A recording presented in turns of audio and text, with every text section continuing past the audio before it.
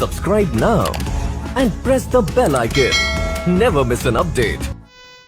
Hello everyone, जय हिंद दोस्तों। आपका स्वागत है महिंद्राज के ऑफिशियल यूट्यूब चैनल पर।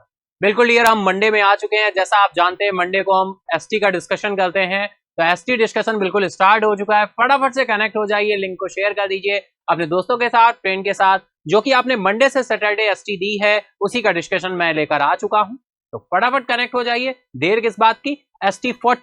एसटी 40 ए जो आपने दी है अपनी ब्रांचेस में ऑफलाइन एसटी, उसी का डिस्कशन हम शुरू करने वाले हैं।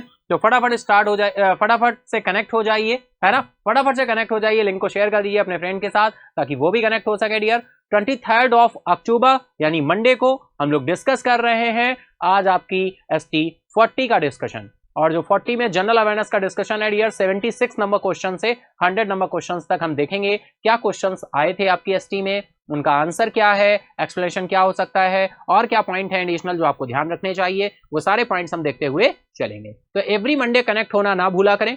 ऑफलाइन एसटी ब्रांच में देना मैंडेटरी है। आप सभी जो लोग दे रहे हैं एसटी, बहुत अच्छी बात है। और जो अभी देना जिन्होंने शुरू नहीं किया है, तो बिना देर किए हुए फटाफट से एसटी देना बिल्कुल शुरू करें डियर। एसटी ही आपके सिलेक्शन की है, ठीक है। तो बहुत इंपॉर्टेंट है एसटी को देना और फिर उसे एनालिसिस करना, ऑब्जर्व करना, कितने मार्क्स आ रहे हैं, कहां पर क्या प्रॉब्लम है, कहां वीक पॉइंट है आपका, वो पता करके और उस पर काम करना, ठीक है। तो चलिए शुरू करते हैं, चलते हैं अपने फर्स्ट यानी 76 क्वेश्चन की तरफ।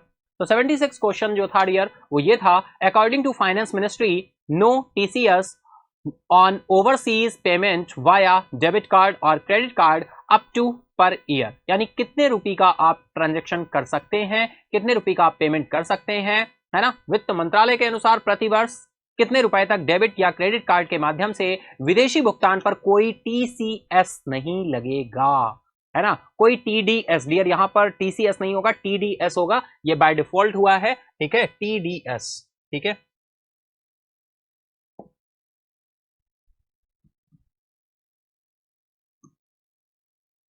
Tax deduction at source, TDS मतलब क्या होता है, टैक्स डिडक्शन एट सोर्स, ये आप सभी को पता होगा। तो बताइए आपने क्या आंसर किया था इसका और क्या राइट आंसर है, हम उसकी तरफ बिल्कुल मूव ऑन करेंगे, चलेंगे, ठीक है। तो फटाफट से बताइए क्या आंसर आपने किया था, 5 लाख, 7 लाख, 9 लाख या 12 लाख या 14 लाख।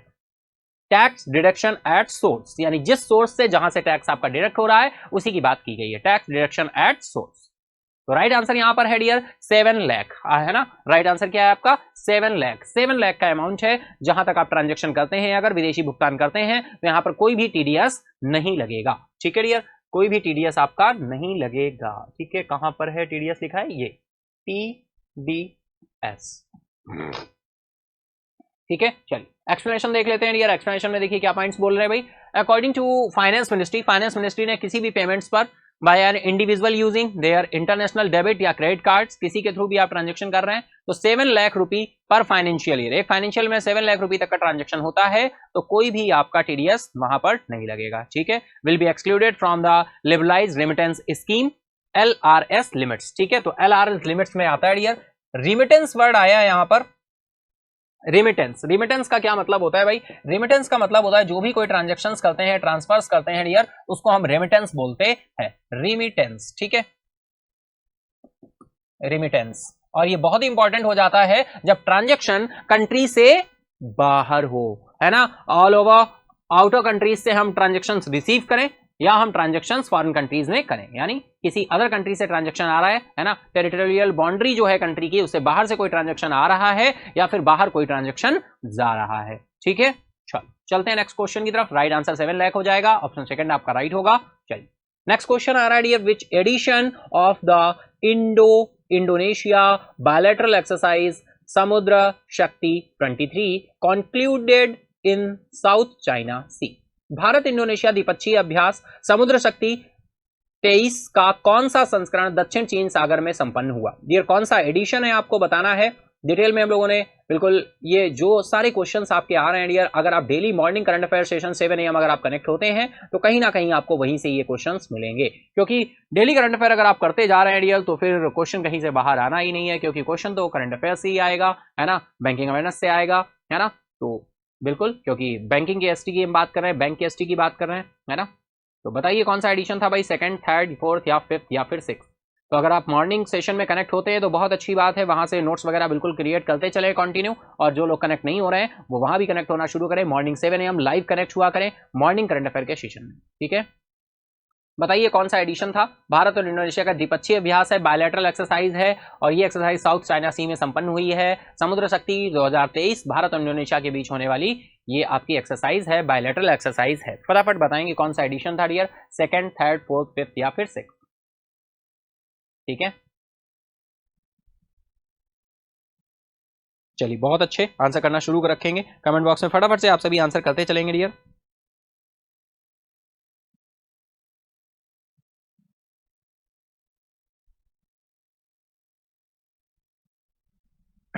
चलो चलते हैं आंसर की तरफ, देखते हैं राइट आंसर क्या होने वाला है। राइट आंसर है डियर आपका फोर्थ, ठीक है। कौन सा एडिशन था भाई, फोर्थ एडिशन था, है ना। अगर हम देख लें the fourth edition of Indo Indonesia bilateral exercise Samudra Shakti 2023 concluded in the South China Sea, ठीक है डियर। फोर्थ एडिशन है और नाम आपको ध्यान रखना है समुद्र शक्ति, ठीक है, समुद्र शक्ति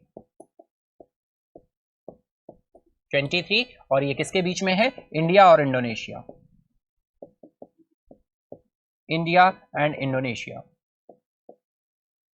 ठीक है। इंडिया और इंडोनेशिया आपको ध्यान रखना है।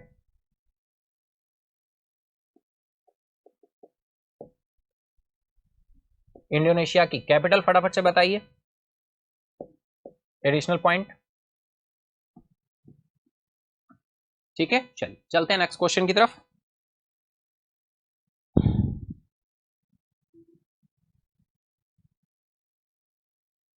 तो चलिए चलते हैं नेक्स्ट क्वेश्चन की तरफ। नेक्स्ट क्वेश्चन आ रहा है डियर आपका 78 नंबर क्वेश्चन है।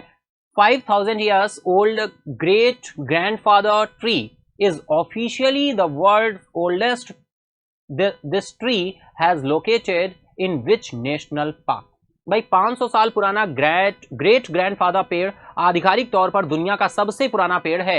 यह पेड़ किस राष्ट्रीय उद्यान में स्थित है। बहुत अच्छा है, अभी न्यूज में रहा था इस वजह से ये पूछा गया है डियर, है ना। और ये आपका बिल्कुल जैसा कि आप सभी को पता है बैंक की एसटी है, बैंक में जो भी करंट अफेयर आपका रहता है वो 6 to 8 मंथ का रहता है ना। तो उसी तरह से ये आपकी एसटी क्रिएट होती है। तो अगर आप कंटिन्यू पिछले लास्ट 8 मंथ से करंट अफेयर्स कंटिन्यू करते चल रहे हैं तो आप बिल्कुल क्वेश्चंस को अटेम्प्ट कर पाएंगे और आपको मॉर्निंग सेशन से यहाँ पर क्वेश्चंस देखने को मिलेंगे, ठीक है।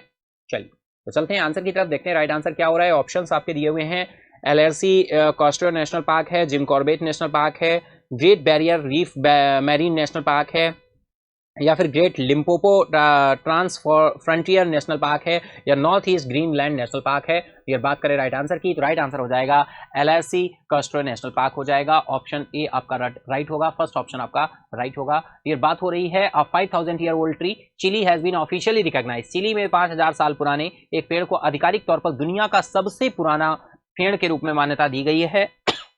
पेंटागोनिया शरू का पेड़ एलर्स कैस्ट्रो नेशनल पार्क में स्थित है और इसका उपनाम ग्रेट ग्रैंडफादर है, ठीक है। इसका उपनाम ग्रेट ग्रैंडफादर है। तो इस तरह का स्पेशल न्यूज है डियर आपकी, है ना, स्पेशल न्यूज है, तो बिल्कुल इसको आप ध्यान रखेंगे, है ना। आर्ट एंड कल्चर में आएगा आपका, है ना। तो ये आपका राइट आंसर हो जाएगा यहाँ पर ऑप्शन फर्स्ट, ठीक है, एलएसी कैस्ट्रो नेशनल पार्क। और ये कहाँ की बात हो रही है डियर, चिली की बात हो रही है। चिली के पेंटागोनिया शोरू का पेड़ है, पेंटागोनिया शोरू का पेड़ है ना। चलिए चलते हैं इसी के साथ ही नेक्स्ट क्वेश्चन की तरफ। नेक्स्ट क्वेश्चन आ रहा है what is the theme of World Bee Day 2023। भाई विश्व मधुमक्खी दिवस 2023 का विषय क्या रहा है, ये यहाँ पर पूछा गया है। हम लोगों ने बिल्कुल डिटेल में डिस्कस किया था इस न्यूज को, है ना। Save the bees, be engaged, build back better for bees, या फिर be engaged in pollinator friendly agriculture production, या नॉन ऑफ दीज। फटाफट आंसर करेंगे आप सभी, बहुत ही इंपॉर्टेंट क्वेश्चन है ना। वर्ल्ड बी डे की थीम पूछी गई है, किसी भी डे के लिए थीम बहुत इंपॉर्टेंट होती है। बी डे कब हम मनाते हैं फटाफट आप बताइए और हम लोग चलेंगे थीम की तरफ।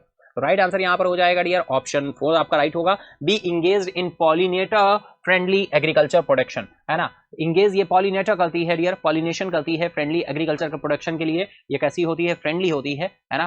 तो विश्व मधुमक्खी दिवस पहली बार 2018 में मनाया गया था। विश्व मधुमक्खी दिवस 2023 का जो विषय रहा है वो रहा है be engaged in pollinator friendly agriculture production, ठीक है डियर। तो 2018 में first time World Bee Day कब मनाया गया, फर्स्ट टाइम मनाया गया था आपका कब, 2018 में, ठीक है, 2018 फर्स्ट टाइम इन 2018, ठीक है, चलो नेक्स्ट क्वेश्चन आ रहा है भाई, which of the following state government has launched Shas SHAS an initiative toward making work place safer for women. निम्नलिखित में से किस राज्य सरकार ने कार्यस्थलों को महिलाओं के लिए सुरक्षित बनाने के लिए की दिशा में एक पहल साहस शुरू की है? साहस शुरू की है, डियर साहस बोल सकते हैं इसको, साहस ही नाम है, ठीक है, साहस SAHAS हम बोल रहे हैं, साहस, ठीक है, साहस एंड इनिशिएटिव है, ये किसके द्वारा शुरू किया गया, किस स्टेट के द्वारा? केरला, कर्नाटक, तेलंगाना, तमिलनाडु या फिर आंध्र प्रदेश, है ना? फटाफट आप आंसर करेंगे आप सभी। कर्नाटका है, तेलंगाना है, तमिलनाडु है, आंध्र प्रदेश है या फिर केरला है, सारे साउथर्न स्टेट्स हैं आपके, है ना? चलिए फटाफट आंसर करेंगे यार, राइट चलते हैं आंसर की तरफ, देखते हैं राइट आंसर क्या होने वाला है। तो राइट आंसर यहाँ पर निकल कर आ रहा है तेलंगाना, ठीक है, तेलंगाना आपका यहाँ पर राइट आंसर हो जाएगा, ठीक है, तेलंगाना। कुछ एक्सप्लेनेशन देख लेते हैं क्या बोल रहे हैं। In Telangana Sahas and initiative towards making work place safer for women has been launched. Home minister Mahmood Ali formally launch the initiative. Mahmood Ali यहाँ के स्टेट गवर्नमेंट के क्या है, होम मिनिस्टर हैं, महमूद अली के द्वारा इसको क्या किया गया है, लॉन्च किया गया है, ठीक है डियर, तो बिल्कुल ध्यान रखेंगे, साहस लॉन्च किया गया है तेलंगाना गवर्नमेंट के द्वारा, जिससे महिलाएं अपने आप को सुरक्षित महसूस करें, सुरक्षित फील करें, ठीक है, साहस। स्टेट गवर्नमेंट से न्यूज है, स्टेट करंट अफेयर से ये न्यूज ली गई है कि किसी भी स्टेट गवर्नमेंट के द्वारा कोई स्टेप लिया जाता है, कोई गवर्नमेंट स्कीम होती है तो हमारे एग्जाम के लिए बिल्कुल इंपॉर्टेंट हो जाती है डियर, तो इसी वजह से यहाँ पर ये क्वेश्चन भी रखा गया है। और मॉर्निंग करंट अफेयर सेशन में हम इसी तरह से पूरे न्यूज को लेकर चलते हैं। आप कभी से भी अगर अभी तक आपने शुरू कर दिया है तो बहुत अच्छी बात है, अगर अभी भी नहीं शुरू किया है तो बिल्कुल शुरू कर दें डियर। डेली के करंट अफेयर्स का एक अलग से कॉपी डायरी बना लें और उसमें जो भी मॉर्निंग सेशन में डिस्कस होता है छोटे छोटे पॉइंट्स बनाते चलें, डे बाय डे जैसे जैसे आप बनाते चलेंगे आपको चीज़ें क्लियर होती जाएंगी, आप सीखते जाएंगे।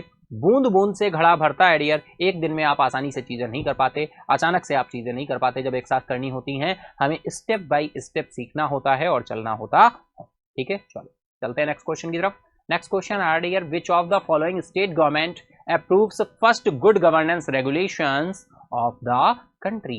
निम्नलिखित में से किस राज्य सरकार ने देश के पहले सुशासन विनियमों को मंजूरी दी है? Good governance regulation of the country. Uttarakhand, Uttar Pradesh, Maharashtra, Madhya Pradesh या फिर हिमाचल प्रदेश। निम्नलिखित में से किस राज्य सरकार ने देश के पहले सुशासन विनियमों को मंजूरी दी है? ठीक है, फटाफट आंसर करेंगे आप सभी। उत्तराखंड, उत्तर प्रदेश, महाराष्ट्र, मध्य प्रदेश या Himachal Pradesh.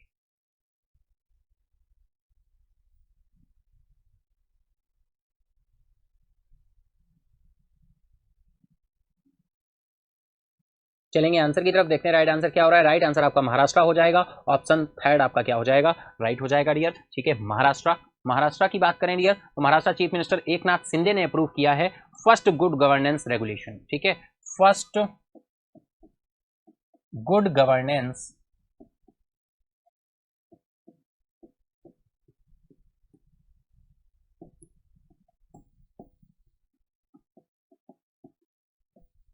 Good governance regulation, ठीक है, of the country which aim to make the state administration. इसका मोटिव क्या है, एम क्या है, स्टेट एडमिनिस्ट्रेशन मोर अकाउंटेबल, जिससे अकाउंटेबल हो, अकाउंटेबिलिटी बढ़े, एसेसिबिलिटी बढ़े, डायनामिक हो एंड ट्रांसपेरेंट हो। चीजें क्या हो भाई, राज्य प्रशासन क्या हो, अपने आप में जवाबदेह हो, सुलभ हो, गतिशील हो, पारदर्शी हो, करप्शन कम हो, है ना, चीजें कम हो, करप्शन कम हो, है ना, चीजें पारदर्शी हो, जवाबदेही हो, रिस्पॉन्सिबिलिटी बढ़े गवर्नमेंट की। इस वजह से ये फर्स्ट गुड गवर्नेंस रेगुलेशन क्या किया गया है, विनियमों को मंजूरी दी गई है। किस राज्य सरकार के द्वारा, तो ये भी स्टेट करंट अफेयर से हमारी न्यूज आ रही है। राइट आंसर यहाँ पर निकल कर आ रहा है महाराष्ट्र। क्लियर है इतनी बात, चलते हैं नेक्स्ट क्वेश्चन की तरफ। नेक्स्ट क्वेश्चन आ रही है, RBI has withdraw rupee notes from circulation under the clean note policy. RBI ने स्वच्छ नोट नीति के तहत कितने रुपए के नोट को प्रचलन से वापस ले लिया है? बहुत अच्छा क्वेश्चन है ना। क्लीन नोट पॉलिसी आप सभी को पता है, बहुत ही न्यूज में रहा था, है ना, बच्चे को पता है कि कौन सा नोट ऐसा है जिसको वापस लेने की बात की गई है। 2000, 500, 200, 100 या फिर 50। तो बात करें यार स्वच्छ नीति पॉलिसी, क्लीन नोट पॉलिसी, तो राइट आंसर आपका 2000 हो जाएगा। 2000 रुपए का नोट ऐसा किया गया है, ठीक है, ऑप्शन आपका फर्स्ट राइट हो जाएगा। The Reserve Bank of India has decided to withdraw 2000 rupee denomination bank notes from circulation under the clean note policy. The 2000 rupee note however will continue be legal tender. तो ये legal tender अभी तो है, लेकिन finally जब इसके लिए date बताई गई, बताइए कौन सी डेट थी, आगे एक्सटेंड भी हुई थी डेट, और वो डेट क्या थी, जब तक इसे आरबीआई के पास आपको क्या करना था, डिपॉजिट करना था। आरबीआई से रिलेटेड बात करें तो बहुत सारे पॉइंट निकल कर आते हैं डियर। अगर हम 50 रुपये के बैक साइड में बात करें तो 50 रुपये के बैक साइड में क्या है, हम्पी स्मारक, ठीक है, हम्पी स्मारक है ना। इसके साथ ही हम बात करें 100 रुपये के बैक साइड में क्या है, 200 के बैक साइड में क्या है, 500 के बैक साइड में नोट में क्या है, 2000 के बैक साइड में क्या है, Mars orbiter mission, mom, Mars orbiter mission, ठीक है यार। अगर हम 500 के बैक साइड में बात करें तो क्या है भाई, रेड फोर्ट, रेड फोर्ट, ठीक है, रेड फोर्ट। अगर हम 100 रुपये के बैक साइड में बात करें तो बताइए क्या है, और 200 रुपये के बैक साइड में क्या है,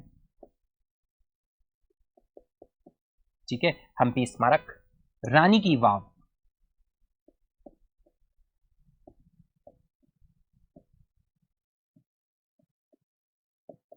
₹200 की बैक साइड में क्या है, ठीक है, फटाफट से आप सभी बताएंगे।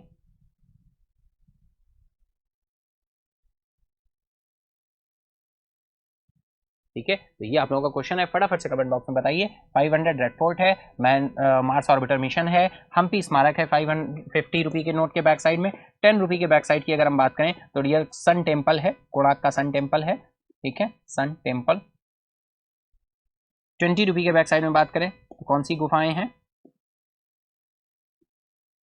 एलोरा केव्स,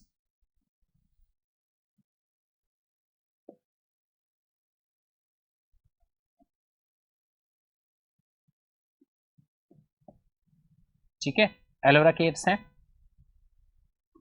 चलिए तो चलते हैं नेक्स्ट क्वेश्चन की तरफ। नेक्स्ट क्वेश्चन आ रहा है, who has author of the new book title the golden years. The golden years नामक नई पुस्तक के लेखक कौन है डियर। कोई भी न्यू बुक आती है तो डायरेक्टली हमारे एग्जाम का पार्ट बनती है। कस्तूरी रे, Ruskin bond, Aditya Bhushan, doctor Manoj Kumar या फिर शशि शेखर वेम्पति। फटाफट आंसर करेंगे आप सभी। द गोल्डन ईयर्स नामक नई पुस्तक है, इसके लेखक कौन है। तो डियर बिल्कुल इसका राइट आंसर जो है वो राइट आंसर इसका है रस्किन बॉन्ड। ऑप्शन सेकंड आपका राइट हो जाएगा, रस्किन बॉन्ड राइट आंसर है। एक्सप्लेनेशन देखें तो इंडियन ऑथर हैं Ruskin bond, right a book title the golden years, the many Joy of living a good long life.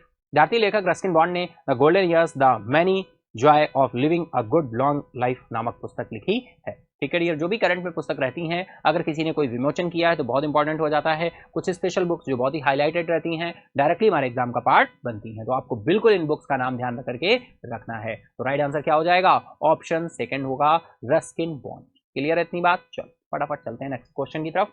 Next question आ रहा है, RBI has approved rupee surplus transfer to government for FY23।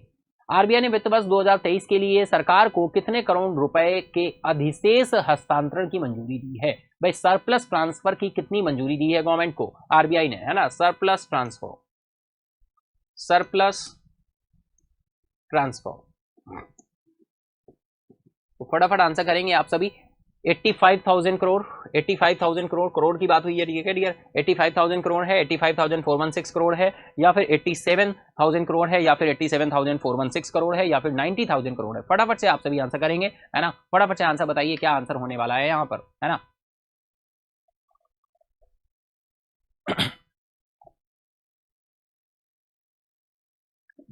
तो right answer यहाँ पर dear निकल करके आएगा आपका ऑप्शन 4 राइट हो जाएगा। 87,416 करोड़, 87,416 करोड़, ठीक है। तो ये पॉइंट आपको ध्यान रखना होगा, ठीक है।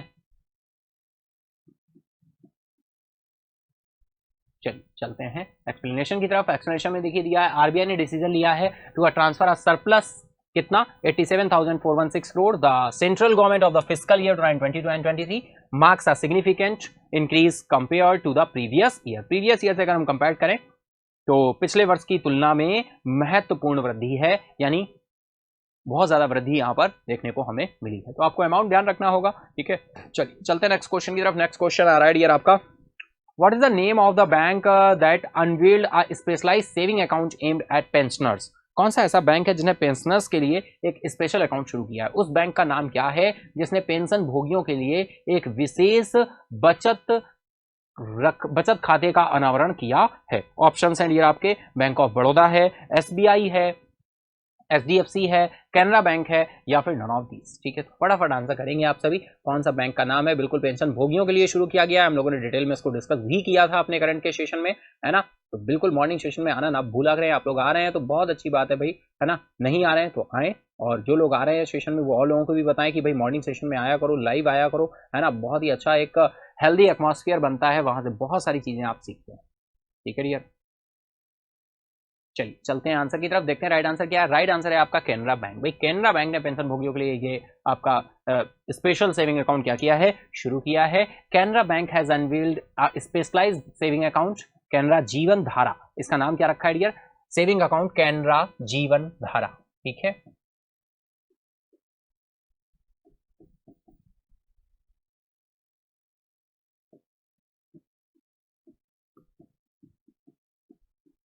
कैनरा जीवन धारा aimed at pensioners at those nearing retirement, designed to provide an array of benefits catering to their unique financial needs। Option आपका फोर्थ राइट हो जाएगा, कैनरा बैंक। चलिए नेक्स्ट क्वेश्चन की तरफ चलते हैं। विच of the following is not one of the cooperative bank that faced penalties imposed by RBI recently. निम्नलिखित में से कौन सा उन सरकारी बैंकों में से एक नहीं है जिन पर हाल ही में आरबीआई द्वारा जुर्माना लगाया गया है। ध्यान से समझिए, क्वेश्चन पूछा है क्या, वो सहकारी बैंक बताना है।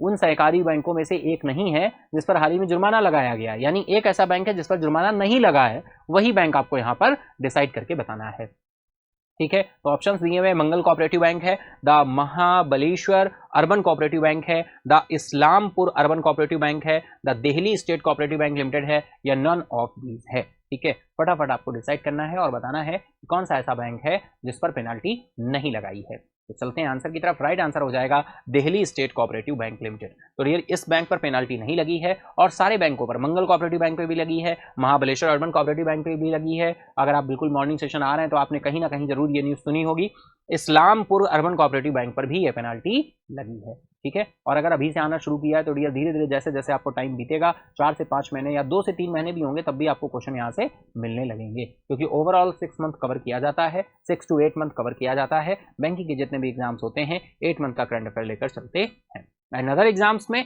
1.5 ईयर 1 ईयर अप्रॉक्स, 1 साल से लेकर 1.5 साल तक का करंट अफेयर वहां हमें देखने को मिलता है। ठीक है, चलो चलते हैं नेक्स्ट क्वेश्चन की तरफ। नेक्स्ट क्वेश्चन, हाँ पहले एक्सप्लेनेशन आ गया है, एक्सप्लेनेशन में देख लेते हैं क्या पॉइंट है भाई।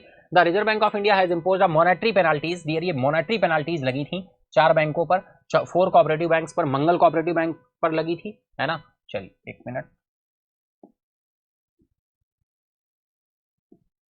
अगर हम बात करें मंगल कोऑपरेटिव बैंक पर लगी थी penalty, the Mahabaleshwar urban cooperative bank पर भी लगी थी penalty, the Islampur urban cooperative bank पर भी लगी थी, and the Tapindu urban cooperative bank पर भी ये पेनाल्टी लगी थी। वायलेटिंग रूल्स को वायलेट करने के मामले में ये 4 बैंक्स हैं जिनके ऊपर पेनाल्टीज आपकी लगी थी। तो यहाँ पर जो ऑप्शन है वो Delhi state cooperative bank limited कर रहा है, जिस पर पेनाल्टी नहीं इंपोज हुई है, तो इसी वजह से हमारा ये आंसर हो गया है। ठीक है, चलो इसी के साथ चलते हैं नेक्स्ट क्वेश्चन की तरफ। नेक्स्ट क्वेश्चन आ रहा है, the longest novel The Luminaries was written by. सबसे लंबा उपन्यास द ल्यूमिनरीज किसके द्वारा लिखा गया था। ठीक है, किसके द्वारा लिखा गया था ये यहां पर पूछा गया है। तो जैन वॉटसन, एलेनोर कॉटन, किन नॉट, या फिर option first and second both है, या फिर नॉन ऑफ दीज है। फटाफट आप सभी आंसर बताएंगे कि राइट आंसर यहां पर क्या होने वाला है डियर। ठीक है, तो बहुत ही इंपॉर्टेंट है ये क्वेश्चन, फटाफट से बताइए। मैंने पहले ही बताया कोई भी बुक अगर न्यूज में रही होती है डायरेक्टली हमारे एग्जाम का पार्ट बनती है। चलते हैं आंसर की तरफ। राइट आंसर यहां पर हो जाएगा एलेनोर कैटन। ठीक है, ऑप्शन सेकंड आपका क्या हो जाएगा, राइट हो जाएगा। ठीक है, चलिए चलते हैं नेक्स्ट एक्सप्लेनेशन देख लेते हैं क्या बोल रहे हैं भाई। 28 ईयर ओल्ड ऑथर हैं ये, न्यूजीलैंड से बिलोंग करते हैं। New Zealand has won the Man Booker Prize 2013। भाई ये मैन बुकर प्राइज भी इन्होंने जीता था 2013 में, और ये न्यूजीलैंड से बिलोंग करते हैं, है ना। न्यूजीलैंड से ये आपके बिलोंग करते हैं। ठीक है, न्यूजीलैंड से आपके बिलोंग करते हैं।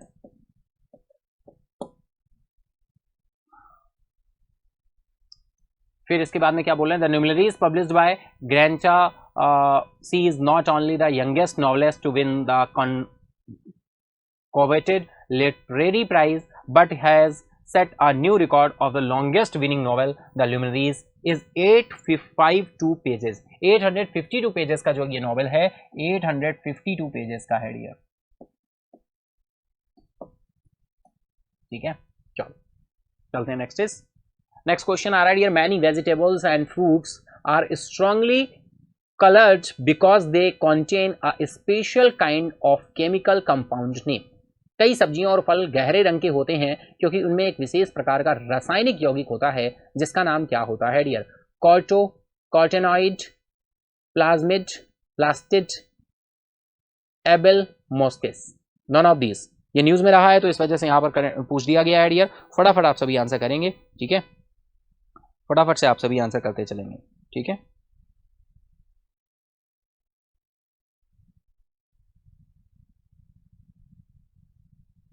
तो चलते हैं यार आंसर की तरफ, देखते हैं राइट आंसर क्या होने वाला है। तो राइट आंसर यहां पर निकल कर आएगा आपका कैरोटीनॉइड, कैरोटीनॉइड, ठीक है, कैरोटीनॉइड। एक्सप्लेनेशन में देखें तो क्या बोल रहे हैं भाई, vegetables and fruits are strongly coloured because they contain a chemical compound named carotenoid. सब्जियों और फल में गहरे रंग के होते हैं क्योंकि इसमें कैरोटीनॉइड नामक रासायनिक यौगिक होता है, ठीक है। चलो नेक्स्ट क्वेश्चन आ रहा है। Coins are issued by the, भाई सिक्के जारी किए जाते हैं रिजर्व बैंक ऑफ इंडिया के द्वारा, गवर्नमेंट ऑफ इंडिया के द्वारा, फाइनेंस मिनिस्ट्री के द्वारा, या सेक्रेटरी ऑफ फाइनेंस डिपार्टमेंट, या नॉन ऑफ दीज। बहुत अच्छा क्वेश्चन है, फटाफट आंसर करेंगे आप सभी। कॉइन्स आर इशूड बाय, तो डियर अगर हम बात करें कॉइन की तो गवर्नमेंट ऑफ इंडिया के द्वारा कॉइन इशू किए जाते हैं। किसके द्वारा? गवर्नमेंट ऑफ इंडिया के द्वारा। डियर अगर हम बात करें गवर्नमेंट ऑफ इंडिया इशूज,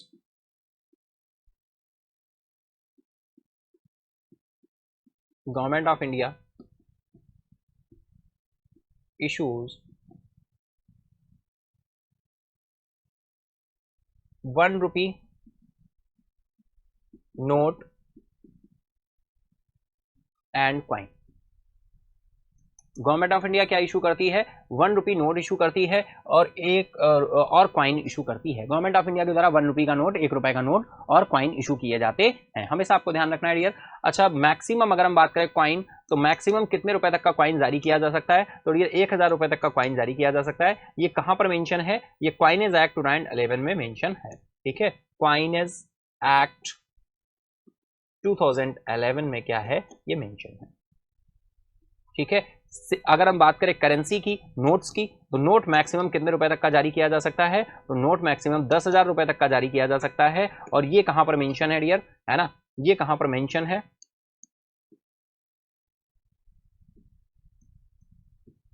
ये आपका मेंशन है आरबीआई एक्ट 1934 में, ठीक है। तो ये पॉइंट बिल्कुल आपको ध्यान रखना होगा, ठीक है। सिक्के आपके गवर्नमेंट ऑफ इंडिया के द्वारा जारी किए जाते हैं, लेकिन गवर्नमेंट ऑफ इंडिया के बिहाफ पर कौन जारी करता है डियर, इसको भी आप ध्यान रखेंगे। SPMCIL, ठीक है, SPMCIL के द्वारा जारी किए जाते हैं। SPMCIL का फुल फॉर्म क्या होगा ये भी आपको ध्यान रखना होगा। तो चलिए हम देख लेते हैं। SPMCIL security printing and minting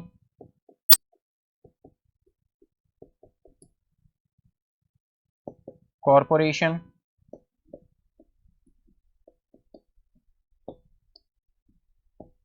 of India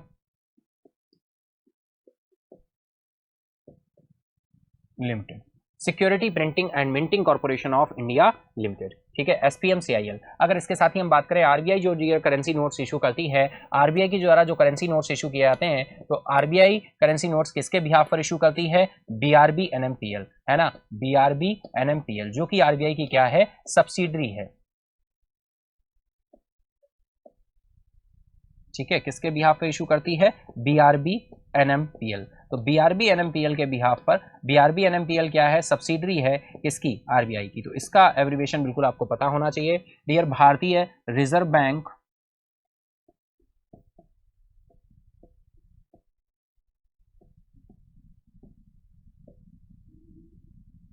note मुद्रण प्राइवेट लिमिटेड, ठीक है। आरबीआई के बिहाफ पर नोट्स जो इशू करता है वो कौन इशू करता है? BRB NMPL। BRB NMPL that is भारतीय रिजर्व बैंक नोट मुद्रण प्राइवेट लिमिटेड। कितनी प्रिंटिंग प्रेसेस है इंडिया में? 4 प्रिंटिंग प्रेसेस हैं, ठीक है डियर। अगर हम कॉइन की बात करें तो कॉइन कहाँ इशू होते हैं? मिंट्स में। मिंट्स कितनी है? न्यू दिल्ली, कोलकाता, मुंबई और चेन्नई। ये आपके लोकल बोर्ड्स हैं, ठीक है, आरबीआई के, है ना, मुंबई, कोलकाता, नोएडा, हैदराबाद, ठीक है, ये आपके क्वाइंस हैं जहां पे क्वाइंस इशू होते हैं, ठीक है। चलो, आरबीआई की सब्सिडी की बात हुई तो आरबीआई की बीआरबी एनएमपीएल एक सब्सिडी है। आरबीआई की टोटल सब्सिडीज कितनी है? 5। आरबीआई की टोटल सब्सिडीज कितनी है? 5। कौन कौन सी सब्सिडीज है भाई? अगर हम बात करें डीआईसीजीसी, बीआरबी एनएमपीएल, रिबिट, इफ्टास,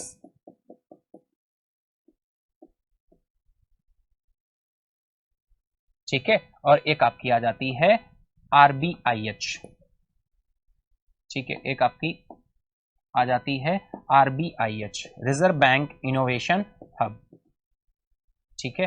ये सारी आपकी क्या हो जाएंगी? ये आपकी आरबीआई की दैट इज ये सब्सिडरीज हो जाएंगी आपकी आरबीआई की। क्लियर है इतनी बात? तो बिल्कुल ध्यान रखिएगा, ठीक है। मैं यहाँ पर लिख देता हूँ आरबीआई एक्ट जो था 1934, ठीक है।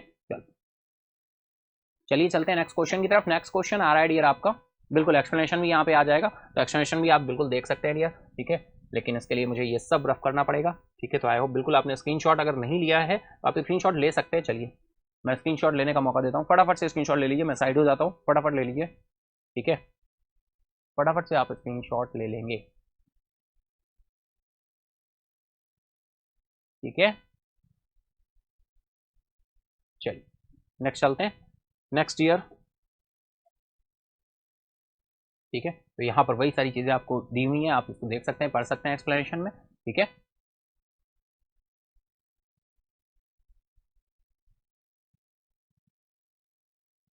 सिक्के भारत सरकार द्वारा जारी किए जाते हैं आधुनिक अर्थव्यवस्था में। चलिए चलते हैं नेक्स्ट क्वेश्चन की तरफ। नेक्स्ट क्वेश्चन आ रहा है dear, which sector is the second largest source of employment after agriculture? कृषि के बाद रोजगार का दूसरा सबसे बड़ा स्रोत कौन सा क्षेत्र है? भाई बहुत अच्छा क्वेश्चन है। रेलवे डिपार्टमेंट है, टेक्सटाइल मैन्युफैक्चरिंग है, बैंकिंग सेक्टर है, डिफेंस मिनिस्ट्री है, या फिर नन ऑफ दीज है? फटाफट बताएंगे आंसर क्या होने वाला है, ठीक है, फटाफट से आंसर करेंगे, बताएंगे यहाँ पर राइट आंसर क्या होने वाला है।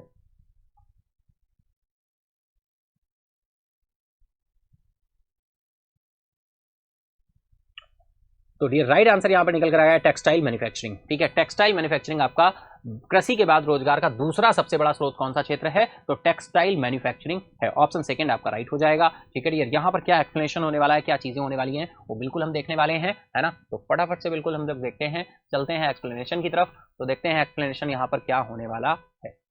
दैट इज एक्सप्लेनेशन निकल कर आ रहा है, textile manufacturing is the second largest source है ऑफ एम्प्लॉयमेंट का आफ्टर एग्रीकल्चर, एग्रीकल्चर के बाद, ठीक है। नेक्स्ट क्वेश्चन आ रहा है आपका, N economic indicator that measure the change in a batch of consumer products. एक आर्थिक संकेतक जो उपभोक्ता उत्पादों के एक बैच में परिवर्तन को मापता है। सीएमआर, सीपीआई, सीडीएस, सीआरआर, या फिर नन ऑफ दीज? फटाफट आंसर करेंगे डियर, है ना। हम लोग चलेंगे आंसर की तरफ। ये संकेतक कौन है ना, बैच ऑफ कंज्यूमर प्रोडक्ट्स, आर्थिक संकेतक जो उपभोक्ता उत्पादों के एक बैच के में परिवर्तन को मापता है। तो ये राइट आंसर है आपका CPI. CPI that is consumer price index.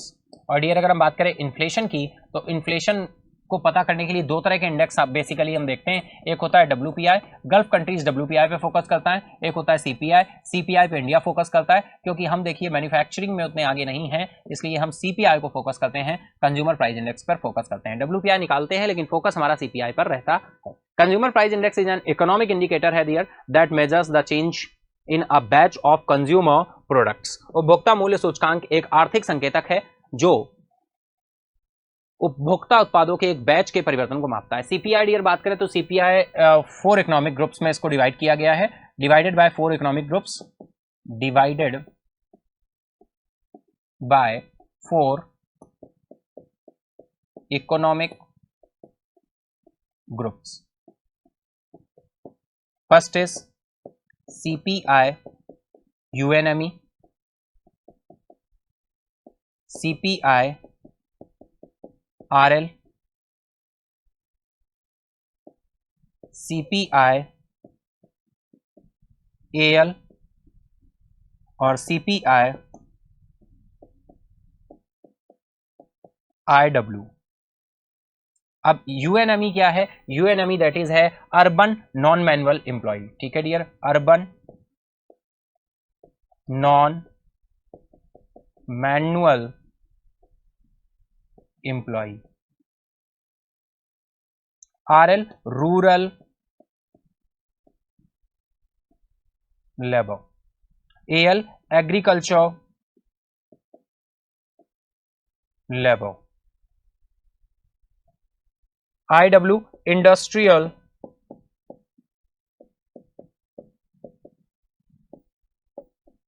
Worker. ठीक है, इंडस्ट्रियल वर्कर। इतना पॉइंट क्लियर है सभी को? आई होप बिल्कुल क्लियर होगा। सीपीआई के द्वारा आर्थिक संकेतक जो उपभोक्ता उत्पादों में एक बैच में परिवर्तन को मापता है। ठीक है डियर, 4 इकोनॉमिक ग्रुप्स में कन्वर्ट किया गया। डब्ल्यूपीआई की बात करें डियर, होलसेल प्राइस इंडेक्स की, तो डब्ल्यूपीआई जो है इसका बेस ईयर क्या है भाई? 2000 क्या है बताओ, फटाफट से बताओ। 2011-12 है या 2019-20 है? मैंने आपको ऑप्शंस दे दिए हैं, 2011-12 है या फिर 2019-20 है। ठीक है, दोनों डब्ल्यूपीआई में और सीपीआई में एक का 11-12 है और एक का 19-20 है। आपको बताना है ये किसका है, मतलब किसका 11-12 है और किसका 19-20 है। ठीक है, डब्ल्यूपीआई में बात करें तो डियर नंबर ऑफ आइटम्स होते हैं, और यहां पर नंबर ऑफ आइटम्स कितने हैं? नंबर ऑफ आइटम्स कितने हैं डब्ल्यूपीआई में? तो 697 नंबर ऑफ आइटम्स हैं।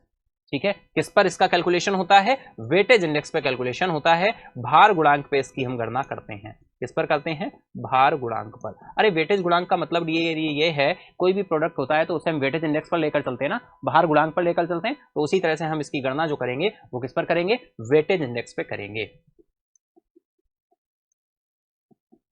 वेटेज इंडेक्स पर। ठीक है, इतना पॉइंट क्लियर है आप सभी का? आई होप बिल्कुल इतना पॉइंट आपको क्लियर होगा।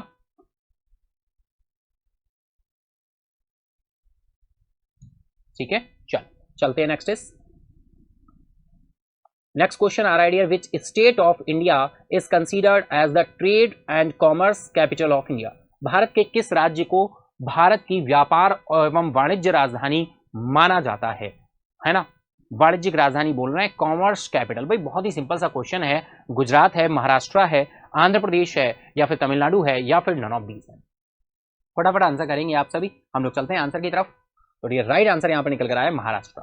भारत के किस राज्य को भारत की व्यापार एवं वाणिज्यिक राजधानी माना जाता है? तो वो महाराष्ट्र है। महाराष्ट्र की बात करें डियर, कैपिटल क्या हो जाती है भैया? मुंबई, है ना? बहुत ही सिंपल सी चीजें हैं, फटाफट से मुख्यमंत्री साहब बताते जाएंगे। गुजरात की बात करें तो गांधीनगर,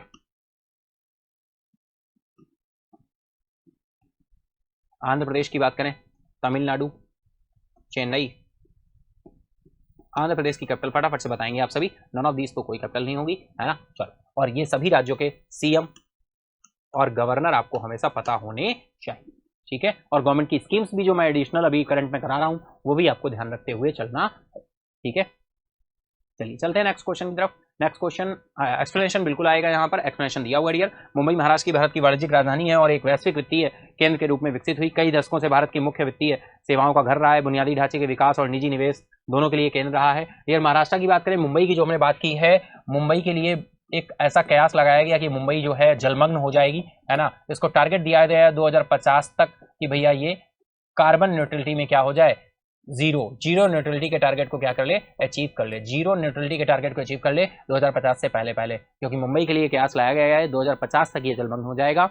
क्योंकि बहुत तेजी के साथ क्या हो रहा है डियर? सीएफसी का उत्सर्जन बढ़ रहा है। अगर सीएफसी का उत्सर्जन बढ़ेगा तो क्या होगा? ओजोन लेयर डिफेक्ट होगी। ओजोन लेयर डिफेक्ट होगी तो अल्ट्रावायलेट रेज सन की अर्थ पर तेजी से आएंगी। अल्ट्रावायलेट रेज तेजी से आएंगी तो ग्लेशियर्स मेल्ट होंगे। ग्लेशियर्स मेल्ट होंगे तो सी लेवल बढ़ेगा। सी लेवल बढ़ेगा तो क्लाइमेट अपने आप को चेंज करेगा। इसीलिए हमने फॉसिल फ्यूल पॉलिसी लॉन्च कर दी है। हम जीवाश्म ईंधन का कम से कम प्रयोग करके solar energy, wind energy, electronic vehicles की तरफ मूव ऑन कर रहे हैं।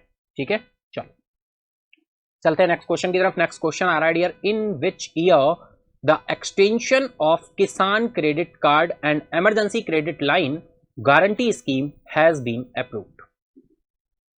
किस वर्ष में किसान क्रेडिट कार्ड और आपातकालीन क्रेडिट लाइन गारंटी योजना के विस्तार को मंजूरी दी गई है? 2023, 2025, 2027, 2030 या फिर नन ऑफ दीज? बहुत इंपॉर्टेंट क्वेश्चन है। किसान क्रेडिट कार्ड और आपातकालीन क्रेडिट लाइन गारंटी योजना के लिए मंजूरी दी गई है, तो फटाफट बताएंगे क्या राइट आंसर होने वाला है डियर, कब तक के लिए? तो राइट आंसर यहाँ पर निकल कर आएगा 2023।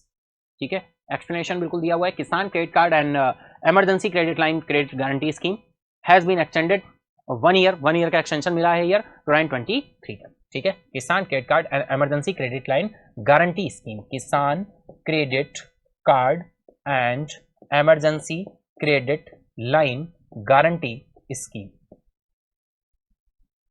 चलिए चलते हैं नेक्स्ट क्वेश्चन की तरफ। नेक्स्ट क्वेश्चन आ रहा है dear, which of the following banks had sanctioned a USD 40.5 million loan for improving early childhood development and maternal mental health in Meghalaya.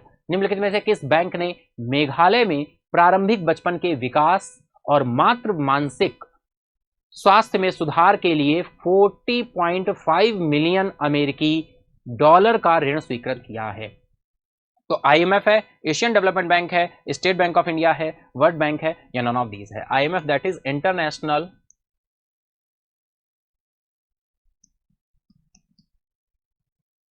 Monetary fund. फटाफट से इसका आंसर बताएंगे आप सभी। इसका हेडक्वार्टर कहां पर है IMF का? ठीक है, तो चलते हैं आंसर की तरफ डियर। यहां पर जो ये मेघालय के लिए प्रारंभिक बचपन विकास के लिए जो ये फंड सैंक्शन किया गया है, किसके द्वारा किया गया है? तो ये राइट आंसर है आपका Asian development bank. Asian development bank जिसका हेडक्वार्टर आप सभी को पता है कहां पर है, मनीला में है। और मनीला कहां पर है? फिलीपींस में है। ठीक है डियर, आई होप बिल्कुल आपको इतना क्लियर होगा। ठीक है, एक्सप्लेनेशन आ जाता है। एक्सप्लेनेशन में वही सारे पॉइंट्स आपके दिए हुए in a significant towards improving early childhood development and maternal mental health, and Asian Development Bank has sanctioned 40.5 million loan है for the north eastern Indian state of Meghalaya. Meghalaya की बात करें तो डियर कैपिटल इसकी क्या हो जाती है? शिलोंग। ठीक है, चलो 7 सिस्टर्स स्टेट्स हैं यहाँ पे। चलो नेक्स्ट चलते हैं। नेक्स्ट क्वेश्चन आ रहा है डियर अब आपका, which bank held the largest share in the debit card market in India as of June 2023? June 2023 तक भारत में डेबिट कार्ड बाजार में सबसे बड़ी हिस्सेदारी किस बैंक की थी? डेबिट कार्ड की बात की है, जून 2023 की बात की है ना, जून 2023। कैनरा बैंक है, बैंक ऑफ बड़ौदा है, बैंक ऑफ इंडिया है, या स्टेट बैंक ऑफ इंडिया है? फिर मैं बात करूं ये सारे के सारे बैंक आपके कैसे हैं? पब्लिक सेक्टर बैंक है। पब्लिक सेक्टर बैंक किसे कहते हैं? बहुत ही सिंपल सी चीज है यार, आप सभी को पता होगा। पब्लिक सेक्टर बैंक का मतलब ऐसे बैंक जिसमें मैक्सिमम शेयर होल्डिंग किसकी है? गवर्नमेंट ऑफ इंडिया की। 51% से अधिक का शेयर किसका है? गवर्नमेंट ऑफ इंडिया का है। Present time public sector bank कितने शेड्यूल्ड हैं? तो शेड्यूल्ड पब्लिक सेक्टर बैंक कितने हैं? 12 हैं, है ना। प्राइवेट सेक्टर बैंक शेड्यूल्ड कितने हैं? 22 हैं।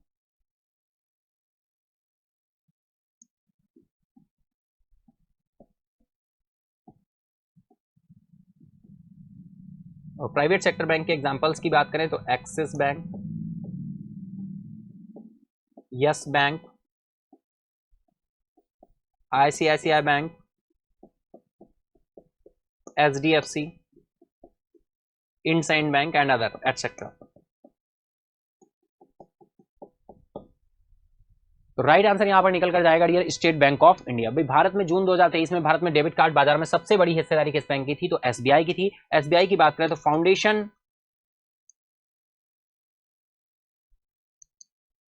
की बात करें तो डियर 1 जुलाई 1955 को हम इसका फाउंडेशन डे मनाते हैं। 1 जुलाई 1955 को राज्यसभा के द्वारा अप्रूवल दिया गया और इंपीरियल बैंक ऑफ इंडिया को चेंज करके SBI में चेंज कर दिया गया। ठीक है, इंपीरियल बैंक ऑफ इंडिया का नाम चेंज करके कर दिया गया और ये गवर्नमेंट ऑफ इंडिया के अंडर में आ गया। इंपीरियल बैंक ऑफ इंडिया कब स्टैब्लिश हुआ था? तो ये इंपीरियल बैंक ऑफ इंडिया 1921 में स्टैब्लिश हुआ था। इससे पहले ये इंपीरियल बैंक ऑफ इंडिया से पहले प्रेसिडेंसी बैंकों के नाम से जानते थे। प्रेसिडेंसी बैंक कितने थे? 3 प्रेसिडेंसी बैंक थे। इनको मर्ज किया गया 1921 में और इनको नाम दिया गया था इंपीरियल बैंक ऑफ इंडिया का। ये इंपीरियल बैंक ऑफ इंडिया जब RBI नहीं था, RBI से पहले इंडिया में सेंट्रल बैंक के रूप में कौन काम करता था? अगर आपसे कोई भी पूछता है तो आप बताएंगे इंपीरियल बैंक ऑफ इंडिया। और यही इंपीरियल बैंक ऑफ इंडिया 1 जुलाई 1955 को SBI में कन्वर्ट हुआ। ठीक है, चलिए आई होप बिल्कुल। इसीलिए SBI को हम पब्लिक सेक्टर बैंक तो बोलते हैं लेकिन हम इसे नेशनलाइज बैंक में काउंट नहीं करते हैं। यानी पब्लिक सेक्टर बैंक जो प्रेजेंट टाइम 12 हैं, यहाँ पर 11 आपके नेशनलाइज बैंक हैं और एक आपका SBI है। तभी ये टोटल आपके कितने होते हैं? तभी ये टोटल आपके 12 होते हैं। ठीक है, चलो चलते हैं नेक्स्ट क्वेश्चन की तरफ। नेक्स्ट क्वेश्चन एक्सप्लेनेशन बिल्कुल क्लियर यहाँ पर आ रहा है, बिल्कुल आप अगर स्क्रीनशॉट लेना चाहते हैं तो आप ले सकते हैं, फटाफट से स्क्रीनशॉट आप ले सकते हैं।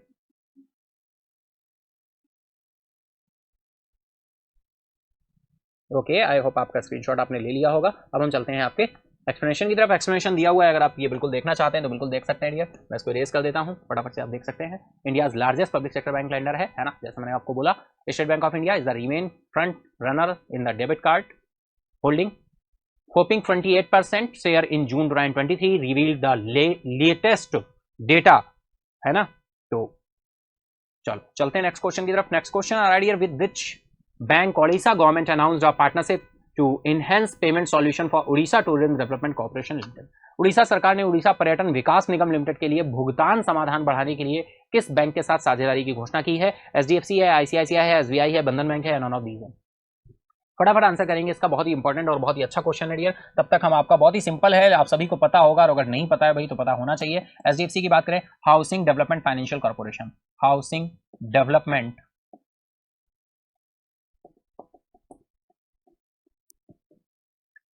Development financial corporation.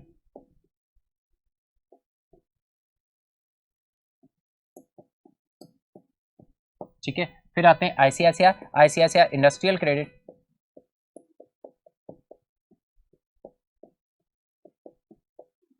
Industrial credit and investment,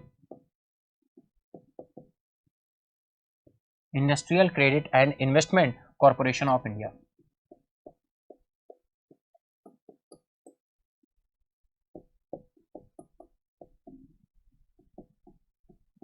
ठीक है, फिर हम बात करें एसबीआई, आप सभी जानते हैं स्टेट बैंक ऑफ इंडिया। तो फटाफट से बताइए राइट आंसर क्या होने वाला है यहाँ पर, जो क्वेश्चन यहाँ पर पूछा गया डियर, है ना। बंधन bank, none of the. Orissa सरकार ने उड़ीसा पर्यटन विकास निगम लिमिटेड के लिए भुगतान समाधान किसके लिए किया है? तो ये चलते हैं आंसर की तरफ। राइट आंसर आपका हो जाएगा Bandhan Bank. Bandhan Bank as a private sector bank है आपका, ठीक है, राइट आंसर आपका बंधन बैंक हो जाएगा। बिल्कुल एक्सप्लेनेशन यहाँ पर बिल्कुल दिया हुआ है ना। एक्सप्लेनेशन में आप देख सकते हैं क्या पॉइंट्स बताने की कोशिश की गई है। इंडियाज लीडिंग प्राइवेट लेंडर बंधन बैंक हैज अनाउंस किया है इसमें, है ना, पार्टनरशिप के लिए। तो उड़ीसा गवर्नमेंट के लिए, उड़ीसा पर्यटन विकास लिमिटेड के लिए कौन सा बैंक रहेगा आपका? राइट आंसर आपका बंधन बैंक रहेगा। ठीक है, चलो चलते हैं नेक्स्ट क्वेश्चन की तरफ। नेक्स्ट क्वेश्चन आ रहा है with which bank has a Kotak Mahindra life insurance. 97 नंबर क्वेश्चन क्या कह रहा है भाई? With which bank has Kotak Mahindra life insurance company formed a corporate agency tie up to offer life insurance. भाई Kotak Mahindra life insurance company ने जीवन बीमा की पेशकश के लिए किस बैंक के साथ एक कॉर्पोरेट का गठजोड़ किया है? ये बात हो रही है, ऑप्शंस हैं HDFC Bank, State Bank of India, ESF Bank, है ना, ईएसएफ स्मॉल फाइनेंस बैंक है, आईसीआईसीआई बैंक है, नॉन ऑफ दीज है ना।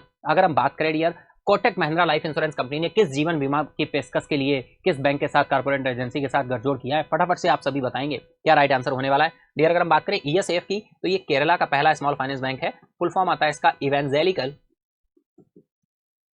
Social action forum. Evangelical social action forum Kerala का फर्स्ट स्मॉल फाइनेंस बैंक है। ये केरला का फर्स्ट स्मॉल फाइनेंस बैंक है।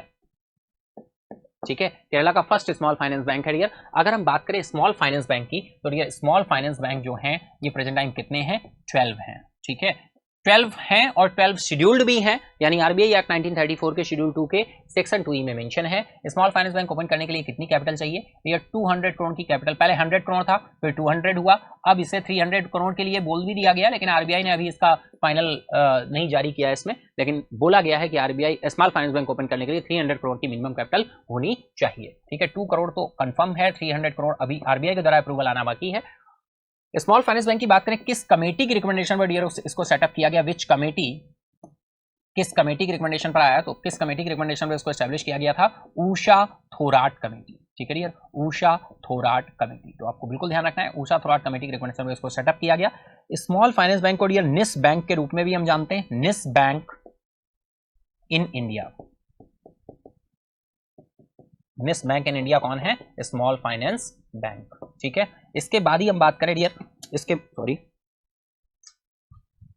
इसके साथ ही अगर हम बात करते हैं डियर, निस बैंक इन इंडिया हो गया स्मॉल फाइनेंस बैंक। इसके साथ ही एक और पॉइंट आता है कि भाई अगर हम बात करें एफडीआई लिमिट कितनी है स्मॉल फाइनेंस बैंक के लिए, तो एफडीआई लिमिट वही है जो आपके प्राइवेट सेक्टर बैंक के लिए है। 74% की एफडीआई लिमिट है किसमें? स्मॉल फाइनेंस बैंक में। 74% आपकी स्मॉल फाइनेंस बैंक में एफडीआई लिमिट होगी। ठीक है डियर, इतना पॉइंट क्लियर है बिल्कुल सभी को? ठीक है, चलिए तो देखते हैं राइट आंसर क्या होने वाला है यहाँ पर। राइट आंसर डियर आपका है ESAF। ठीक है, ESAF स्मॉल फाइनेंस बैंक आपका क्या हो जाएगा? राइट हो जाएगा। ऑप्शन थर्ड आपका क्या हो जाएगा? राइट हो जाएगा। ठीक है, तो बिल्कुल आप क्या स्क्रीनशॉट ले लेंगे फटाफट से? तो आई होप स्क्रीनशॉट आपने ले लिया होगा। हम लोग चलते हैं एक्सप्लेनेशन की तरफ। एक्सप्लेनेशन फाइनली आपको यहाँ पर ये दिखेगा, तो इससे लिए मैं आपको यहाँ पर ये रेस कर देता हूँ जिससे आप एक्सप्लेनेशन को देख सकें। ठीक है, आसानी से आप देख सकते हैं, स्क्रीनशॉट भी ले सकते हैं। चलिए चलते हैं next case. Next question dear आपका जो है ये बिल्कुल यहाँ पे सॉल्व हो चुका है। What is the name of the UPI safety awareness campaign? Introduce हुआ कब? The payment corporation of India, NPCI की बात करें, national payment corporation of India, तो क्या नाम दिया गया है अभियान का? तो आप सभी देख ही पा रहे हैं, आंसर यहाँ पर है यूपीआई चलेगा। राइट आंसर हो जाएगा आपका UPI unified payment interface. NEFT की बात करें, national electronic fund transfer, third edition है यूपीआई चलेगा का। ठीक है, एनईएफटी ट्रांजैक्शंस की कोई लिमिट नहीं होती, नो लिमिट, ना ही मिनिमम और ना ही मैक्सिमम। कुछ बैंकों ने अपनी लिमिट बना रखी है, जैसे एचडीएफसी बैंक की बात करें तो उसने 10 लाख की लिमिट यहाँ पर रखी है। एनईएफटी की बात हो, आरटीजीएस की ना हो, तो ऐसा तो हो नहीं सकता। आरटीजीएस की डियर मिनिमम लिमिट होती है, कितनी है minimum limit? 2 lakh real time gross settlement.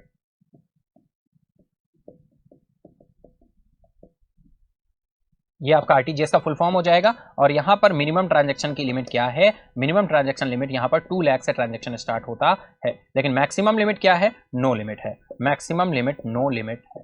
ठीक है, क्लियर है इतनी बात?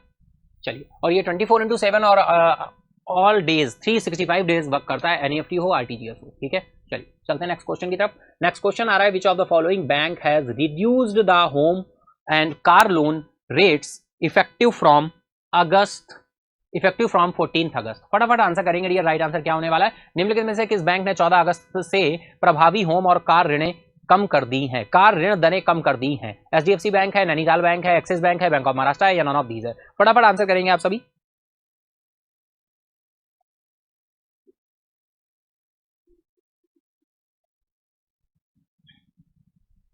चलेंगे आंसर की तरफ डियर।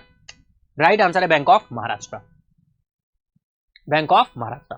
एक्सप्लेनेशन देखें तो एक्सप्लेनेशन दिया हुआ है, bank of Maharashtra has reduced the home and car loan पे इफेक्टिव फ्रॉम 14th अगस्त से। इसको क्या कर दिया है? कम कर दिया है, कट कर दिया है। ठीक है, तो बिल्कुल ध्यान रखेंगे। राइट आंसर आपका ऑप्शन 4।